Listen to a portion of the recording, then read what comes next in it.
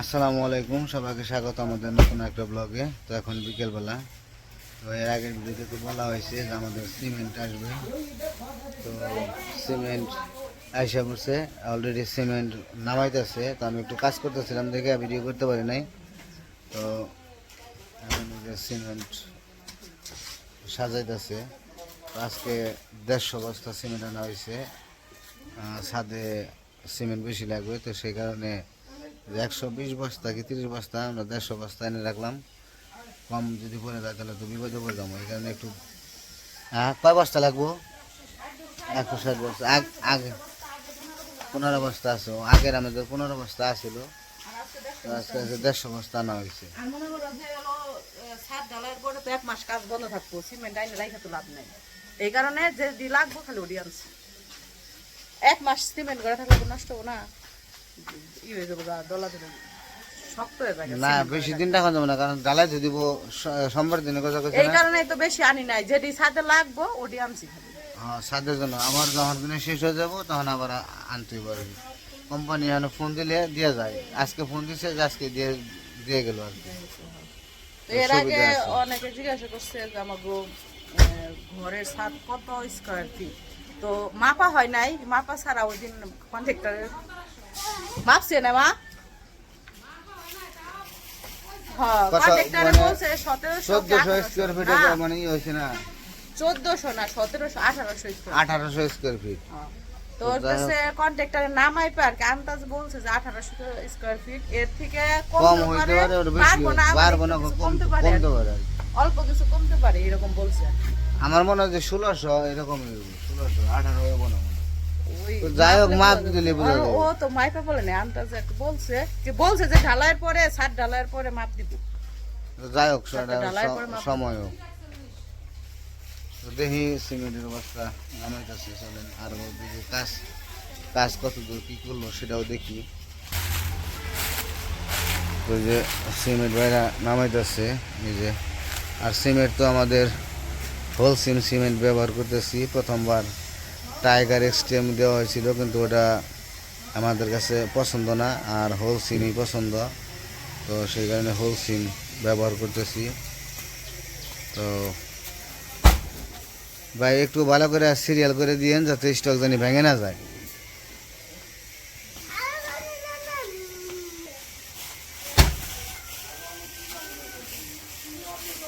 ওই যে টাক ভর্তি করে সিমেন্ট এসে পড়ছে।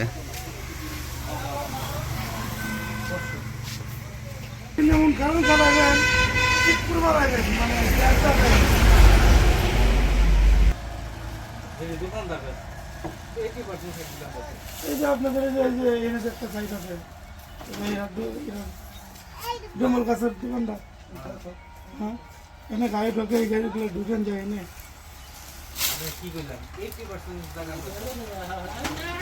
খালি দোকান ভাই, গাড়িতে এর আগে মাল পাঠাইছি ভাই, গাড়ি নিয়ে মাল আছে না ভাই, এত ছোট গাড়ি আছে। আর এইদিকে এখনো ইট ভাঙানো শেষ হয় নাই, এখনো ভাঙাইতেছে। শব্দ বেশি তো কথা বোঝা যাবে না।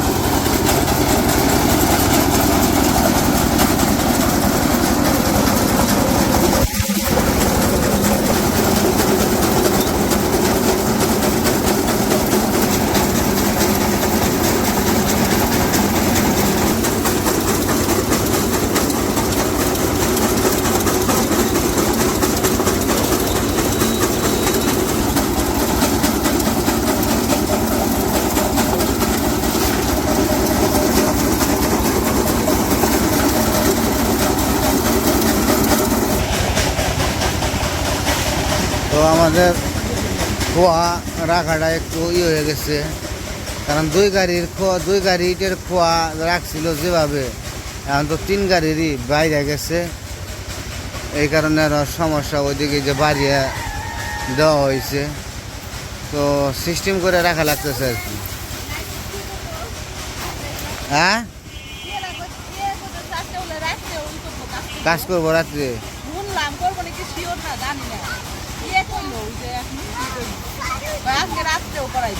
করলে করবো, লাইটের ব্যবস্থা করে নিয়ে করবো। অন্ধকারে কেমনে কাজ করবে? অন্ধকারে লাইট লিব কাকা হয়ে কাজ করবে মুরগি আই বানছে। কান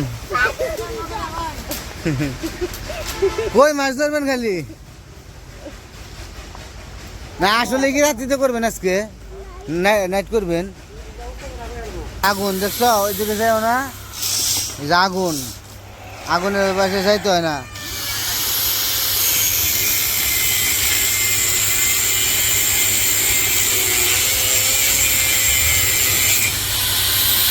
তো আমাদের আর একটা সুসংবাদ মানে দেখে খুব ভালো লাগলো এই আম গাছটা মারা গেছিল এই আম গাছটা নাইরা বুনছি কিন্তু আম গাছটা বোনার পরে আম গাছে ফুল এসে গেছে এই দেখেন আম ধরবো মার্শাল্লাহ তো এইটুকু গাছের ভিতরে অনেকগুলো ফুল এসে গেছে যদি আম ধরে থাকে আর কি তো অনেক ভালো লাগবে আর কি প্রত্যেকদিনই পানি দেয়।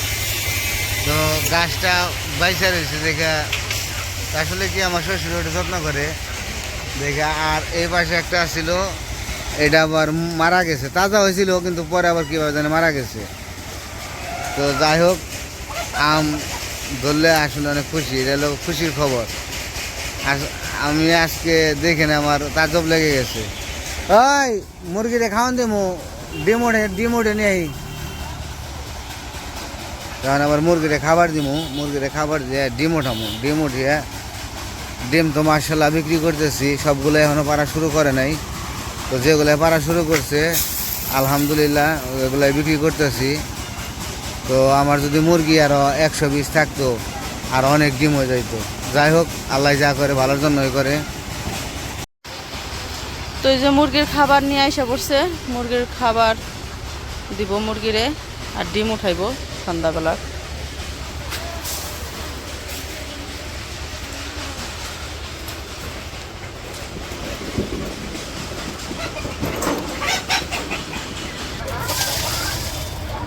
বিসমিল্লাহ করে খাইও ডিম বেশি করবা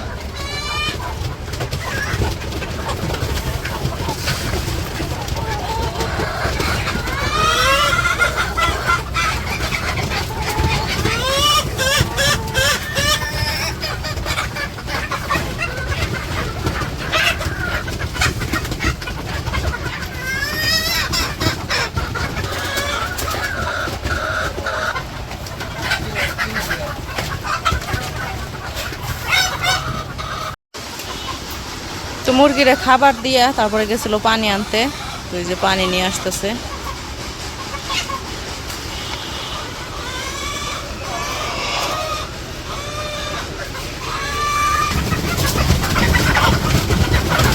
মুরগিরে পানি দিয়ে দিল এখন ডিম উঠাইবো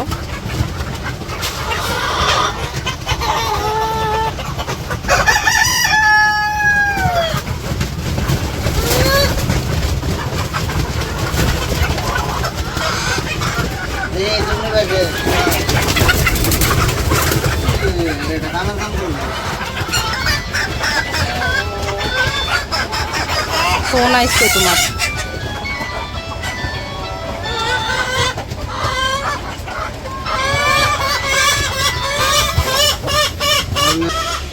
ডিম উঠানো শেষ ডিম নিয়ে বেরোইতেছে